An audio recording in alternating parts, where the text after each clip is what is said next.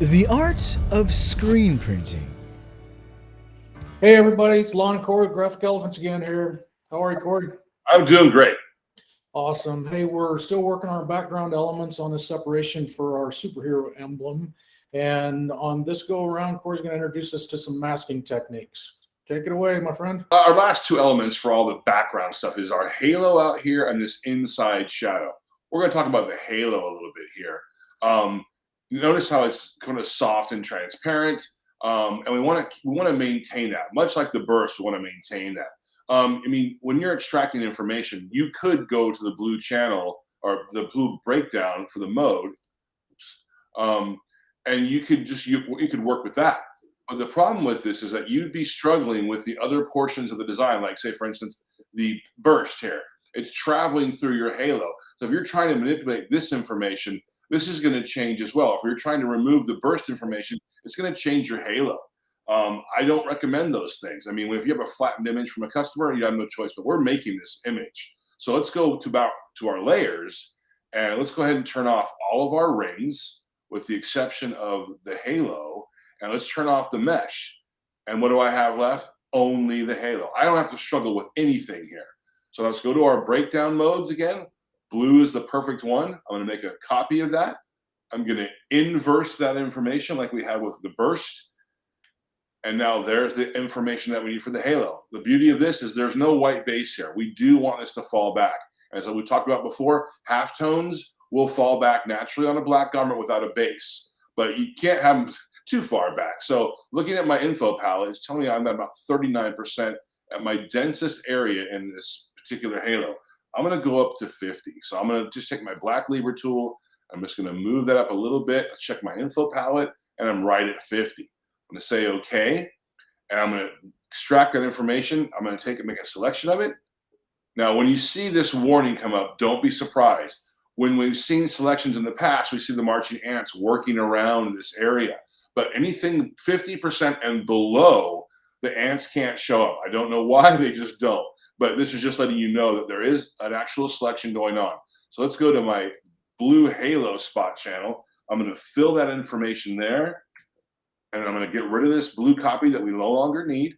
And I'm going to turn on the fabric, and I'm going to turn on the burst. And that, oops, that's the mesh. And now you're going to see, look, I'm seeing the burst and the halo together, just like you see in the original. But they're not competing with each other until I bring them together. So I can still manipulate both of them. We still have a problem with the inside part of the halo. It's not part of the original image. So you've seen me make selections of all of my rings to get to that selection where I can knock it out. But I get tired of doing that after a while. So I've made a mask of all of those selections together that you saw, because you were seeing it with all the marching ants turned on. But now I have a mask I can just keep going back and using. Let's go over to our blue halo. I'm going to hit delete to knock that information out. And voila, it's gone. And that's all there is to making that halo. You had no struggle at all. It's just much easier. So let's go turn everybody on here. And you kind of start to see things are starting to happen here with the blue plate. And all this will come together when we get to our final plates. So the last part of this is this inside shadow that we had to help it kind of like the rings kind of lay above it. And when we look at this image all together, there's a lot of black showing. If I turn off, say, my fabric layer, we're going to see, oops, wrong one. We're going to see the black. There's a lot of black still left in this design. And mind you, be thoughtful that this black is strictly shirt color. I'm using it to help define and break up colors, but in fact is the shirt color. So it will need to be removed for our final print to press. So, but just like everything else with layers, turning a lot of these off will give me exactly what I'm going for. In this case, it's just a shadow. I just need that inside shadow. There it is. Now it looks funny in this format because you're not seeing the black behind it or the rings in front of it. But all I care about is this information along this edge and the radius, okay? So like with everything else, I'm gonna go over to my breakdown modes. I'm gonna grab the blue, I'm gonna make a copy of it.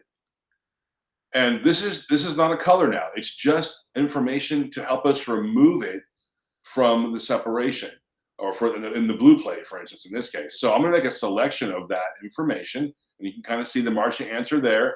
It's a little fuzzy because we have a fuzzy edge. I'm going to go up here to the blue mesh, and I'm going to hit delete. Now, because I want softness here, I'm going to hit it probably 3 or 4 different times to really push that halftone back a little along that edge. I'm going to hit delete. Now, of course, deselect. So now we still have some of these hexagons showing out here, but this is where the beauty of that mask comes in. Let's go back to that mask that had all the rings on it, make a selection of it. Let's go down here to the mesh again. I'm going to hit the delete key, and voila, it's gone. So now it's no longer an issue. Everything that I need from this original image is present inside the ring with this blue. So I'm going to go ahead and I'm going to turn on my fabric in our channels, and you can see here that part is all now isolated by itself. So let's go ahead and turn on the halo and the blue burst and the blue GSG. And this is the beginning to take form of our blue plate. Now, I do have these all as separate actual entities or components, but now we're going to bring them together to kind of start, because eventually it's going to be one single blue plate. So I'm going to go to my blue halo. I'm going to make a selection of the blue mesh, and I'm going to fill it.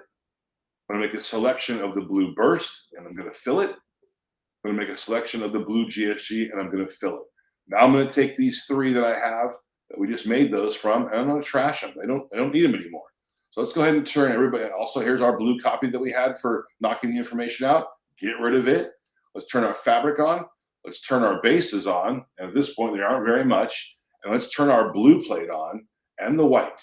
And now you can see this blue plate is starting to come into its own. I'm going to turn the base off a little bit there, but you can see it starting to actually take shape. Let's look at it strictly by itself.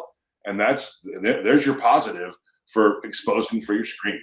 It's crazy how it seems like it's taking a minute for it to start making sense, but each of those components, as they sort of all come together at the end, now we're seeing a channel taking the form of your output or your positive. So that's really cool. Yeah, it's great.